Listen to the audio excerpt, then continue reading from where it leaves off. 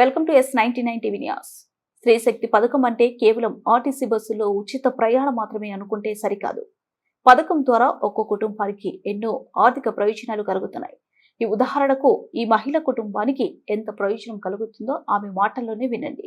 2012 వరకు విద్యా వాలంటీర్ చేసింది సార్. అనంతపురం జిల్లా కళ్యాణదుర్గం నియోజకవర్గం సార్ మాది.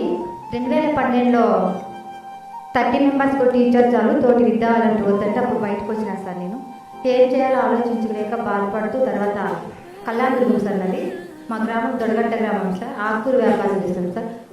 భూమి లీజుకి తీసుకొని ఒకటి రైతుది. నేను దాంట్లో ఆకుకూర కోసి రోజు సాయంత్రం మీకు వచ్చి పొద్దున తెల్లారనే కళ్యాణదుర్గం తాలూకు తీసుకోవాలి సార్ నా గ్రామం నుంచి. అట్లా చాలా డబ్బులకు ఎంతో ఇబ్బంది పడింది సార్. నా ఆకుకూర వాడిపోయి నైట్ ఎండుకోపోయింది సార్ తెల్లారిన వరకు.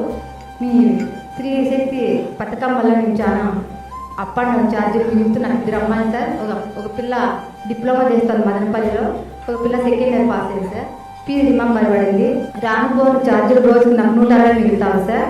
అట్లా 5,000 వరకు నాకు స్త్రీశక్తి పథకం వల్ల పొందుతున్నాను. 5,000 మా పాప ఫీజు రిమెంబర్ చదువుకు ఉపయోగపడుతుంది. హాస్టల్ ఫీజు నెల 5,000 నేను మదనపల్లి కడుతున్నాను sir diploma. Very good. Thank you sir.